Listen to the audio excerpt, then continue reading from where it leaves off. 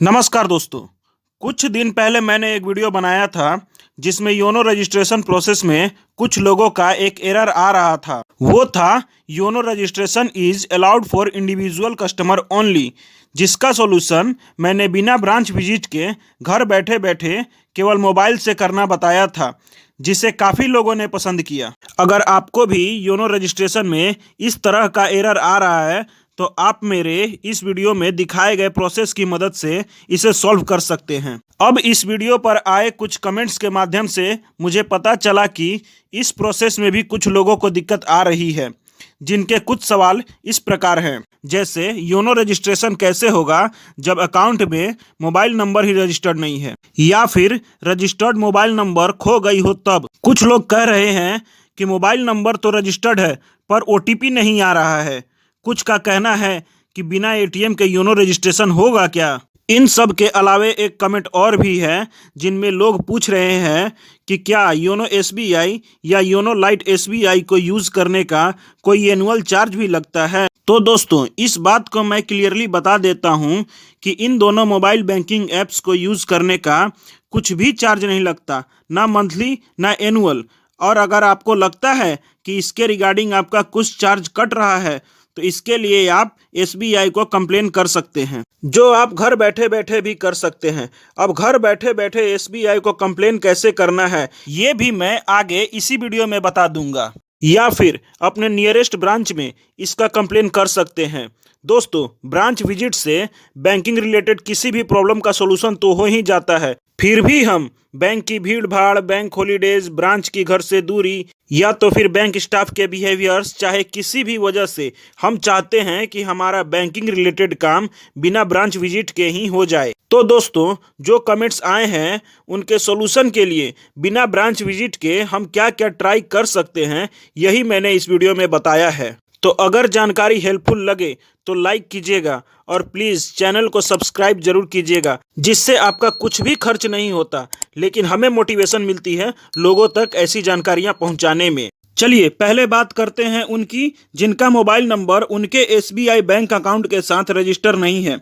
दोस्तों, पहली बार नया मोबाइल नंबर SBI बैंक में बिना ब्रांच विजिट के रजिस्टर करने का केवल एक ही उपाय है, जो मैं आपको तो बताऊंगा ही, लेकिन जब मैं इस वीडियो को बनाने का रिसर्च कर रहा था तब मैंने YouTube पर ऐसे बहुत सारे वीडियोस देखे जिनमें SBI के क्विक SBI ऐप की मदद से न्यू मोबाइल नंबर रजिस्टर करना बताया गया है। इस ऐप में है कि इसका एक ऑप्शन है अकाउंट सर्विसेज का, उस पर क्लिक करते हैं, जिसमें पहला ऑप्शन है बैलेंस इंक्वायरी, जिसमें एक कॉल का सिंबल है, जिस पर क्लिक करते ही हमारा कॉल डायलिंग कीपैड पर एक नंबर आता है, जिस पर मिस कॉल करते हैं तो एक नंबर के साथ मैसेज आता है, जिस नंबर पर मात्र एक SMS भेजकर हम अपने अकाउंट में मोबाइल नंबर रजिस्टर कर सकते हैं, जो कि न्यू मोबाइल रजिस्ट्रेशन का बिल्कुल गलत तरीका है। दोस्तों, अगर ऐसा होता तब तो इस तरीके से किसी के भी अकाउंट जिस पर मोबाइल नंबर रजिस्टर नहीं है, उसका अकाउंट नंबर कहीं लीक हो जाए तो उस पर कोई भी अपना मोबाइल नंबर रजिस्टर कर लेगा और किसी भी तरह का फ्रॉड कर सकता है।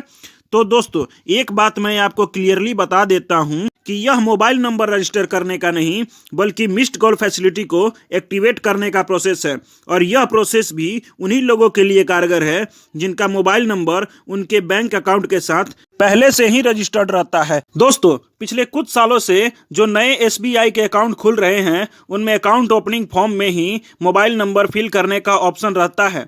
अब जनरली ऐसा होता तो नहीं कि अकाउंट में मोबाइल नंबर रजिस्टर्ड ना हो, पर मान लीजिए आपने मोबाइल नंबर नहीं भरा हो, या फिर बैंक स्टाफ के मिस्टेक, या फिर चाहे किसी भी कारण से यदि आपका मोबाइल नंबर रजिस्टर्ड नहीं हुआ हो तो बिना ब्रांच विजिट के हम ATM के द्वारा ये कर सकते हैं। कैसे करेंगे ये मैं आपको बताता हूँ। तो चलिए आ गए हम अपना ATM कार्ड लेकर SBI के ATM मशीन पर। अब जैसे ही हम अपना ATM कार्ड ATM मशीन में डालते हैं तो इसका होम पेज या फिर कहें कि मेन मेन्यू हमारे सामने आता है, जिसमें कई सारे ऑप्शन रहते हैं। इसमें एक ऑप्शन रहता है रजिस्ट्रेशन का, जिसको सेलेक्ट करते हैं। हमें अपना 4 अंकों का सिक्योरिटी पिन भरने को कहा जाता है।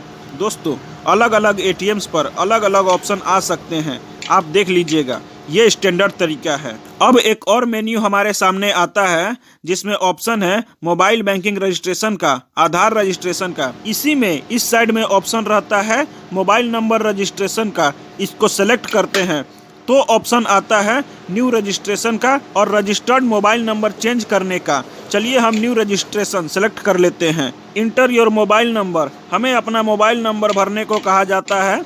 जो नंबर हम रजिस्टर्ड करना चाहते हैं उसे भरकर करेक्ट दबाते हैं। फिर से री इंटर करने को कहा जाता है, उसके बाद करेक्ट दबाते हैं। हम जो काम करना चाहते हैं वो प्रोसेस हो रहा है। हमारे सामने ऐसा स्क्रीन आता है। मेरे SBI अकाउंट में एक मोबाइल नंबर पहले से ही रजिस्टर्ड है, इसलिए ऐसा इंटरफेस देखने को मिला। दोस्तों, यदि आप न्यू मोबाइल नंबर रजिस्टर करेंगे तो हो सकता है इसके वेरिफिकेशन के लिए जो मोबाइल नंबर आप रजिस्टर करना चाहते हैं उस पर एक OTP आए, जिसकी मदद से आप आसानी से प्रोसीड कर सकते हैं। चलिए बढ़ते हैं हम अपने अगले कमेंट की तरफ, जिसमें है कि यदि रजिस्टर्ड मोबाइल नंबर खो गई हो तब क्या करेंगे।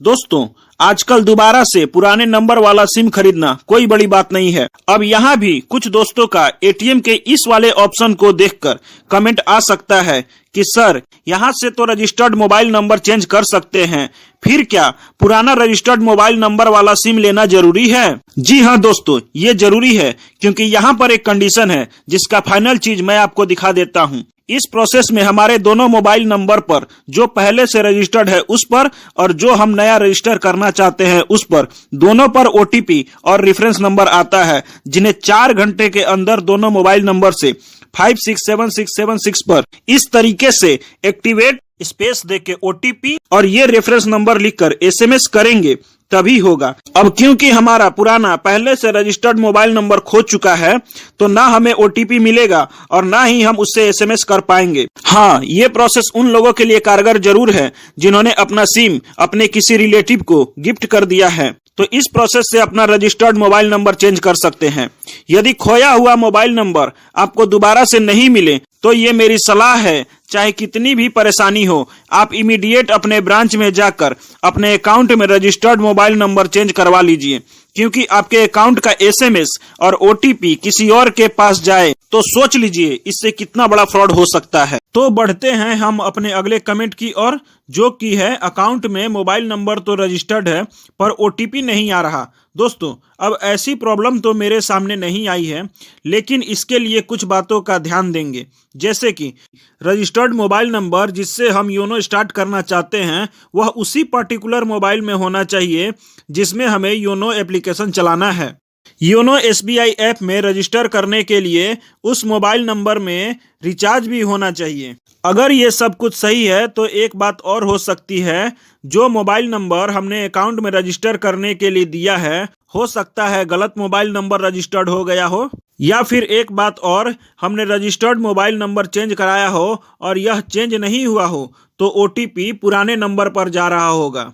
इसके लिए हम घर बैठे बैठे केवल अपने मोबाइल से ही SBI को ऑनलाइन कंप्लेन कर सकते हैं, जिसमें किसी भी नेट बैंकिंग या यूजर ID पासवर्ड की जरूरत नहीं पड़ती। और ऐसा करने का एक फायदा और भी है कि इससे अभी के अभी तुरंत आपको एक बात का पता चल जाएगा कि आपके अकाउंट में कौन सा मोबाइल नंबर रजिस्टर्ड है। तो चलिए दोस्तों, ऐसा करके देखते हैं। इसके लिए हम अपने मोबाइल के क्रोम ब्राउजर में जाएंगे। इसके सर्च बार में ऑनलाइन SBI लिखकर सर्च करेंगे। देखिए, यहाँ ऊपर ही SBI का ऑफिशियल वेबसाइट onlinesbi.sbi दिख रहा है। इसको क्लिक करेंगे। यह है इस वेबसाइट का फर्स्ट इंटरफेस, जिसको नीचे स्क्रॉल करेंगे तो एक लिस्ट सामने आएगा, जिसके तीसरे नंबर पर कस्टमर रिक्वेस्ट एंड कंप्लेन का एक ऑप्शन है, जिसको क्लिक करेंगे। तो इस अगले पेज पर हमें रिक्वेस्ट करना है या कंप्लेन करना है, वो सिलेक्ट करेंगे। इस बॉक्स में अपना अकाउंट टाइप सिलेक्ट करेंगे कि हम SBI के साथ किस तरह के अकाउंट होल्डर हैं। इसमें से ज़्यादातर लोगों का अकाउंट टाइप ये पर्सनल सेगमेंट इंडिविजुअल कस्टमर वाला ही होता है, तो मैं ये सिलेक्ट कर लेता हूँ और इसे सबमिट करते हैं। यहाँ अगले पेज पर हम अपना अकाउंट नंबर भरते हैं और एक कैप्चा भी आता है, जिसका आंसर इस बॉक्स में भरते हैं और सेंड OTP पर क्लिक करते हैं। अब इसके बाद हमारे रजिस्टर्ड मोबाइल नंबर पर एक OTP आता है। दोस्तों ध्यान दीजिएगा, यहाँ रजिस्टर्ड मोबाइल नंबर पर OTP आए या नहीं आए ये पेज जरूर आता है। जो कि हमारे इस तीसरे कमेंट के लिए काफ़ी इम्पोर्टेंट पेज है, क्योंकि यहाँ पर हमारे रजिस्टर्ड मोबाइल नंबर का आधा भाग दिख जाता है, जिससे हमें यह पता चल जाता है कि हमारे अकाउंट में कौन सा मोबाइल नंबर रजिस्टर्ड है। और अगर रजिस्टर्ड नहीं होगा तो हम एटीएम की मदद से एक मोबाइल नंबर रजिस्टर्ड कर लेंगे, और यदि हमने इसे चेंज कराया होगा और यह चेंज नहीं हुआ होगा तो ओटीपी पुराने नंबर पर जा रहा होगा। अगर सब कुछ सही है और यहाँ भी ओटीपी नहीं आ रहा है तो ब्रांच में जाकर इसका कंप्लेन करेंगे, और अगर ओटीपी आ जाता है तो उसे भरकर वैलिडेट ओटीपी पर क्लिक करेंगे, जिसके बाद अगले पेज पर बाकी ओटीपीज नहीं आ रहा है इसके रिगार्डिंग कंप्लेन या रिक्वेस्ट करने के लिए इस पेज को भरकर सबमिट कर देंगे। अब बढ़ते हैं हम अपने अगले कमेंट की ओर, जो कि है योनो रजिस्ट्रेशन बिना एटीएम कार्ड के हो सकता है क्या। तो जी हाँ दोस्तों, ये हो सकता है हमारे एसबीआई इंटरनेट बैंकिंग के यूज़र आईडी और पासवर्ड की मदद से। लेकिन यहाँ पर एक कंडीशन है, यदि हमें इंटरनेट बैंकिंग का यूज़र आईडी और पासवर्ड प्री प्रिंटेड किट में एसबीआई के द्वारा नहीं भेजा गया है तो इसको बनाने के लिए भी एटीएम की ज़रूरत पड़ेगी ही। अब ये प्री प्रिंटेड किट होता क्या है दोस्तों, ये जैसा कि पहले एटीएम का पिन बैंक के द्वारा बाय पोस्ट हमारे घर पर भेजा जाता था, उसी तरह का एक पैकेट इंटरनेट बैंकिंग के यूज़र आईडी और पासवर्ड का भी भेजा जाता था।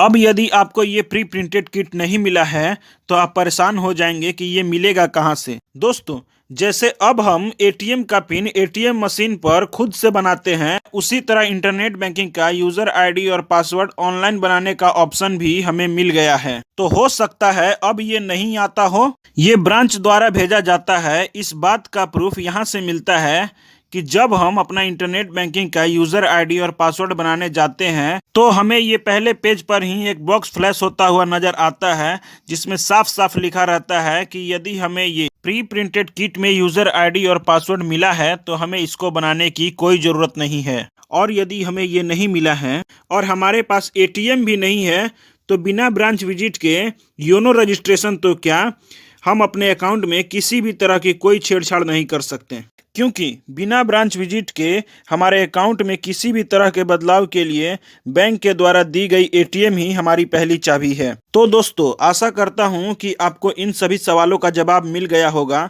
वीडियो देखने के लिए धन्यवाद। Thank you.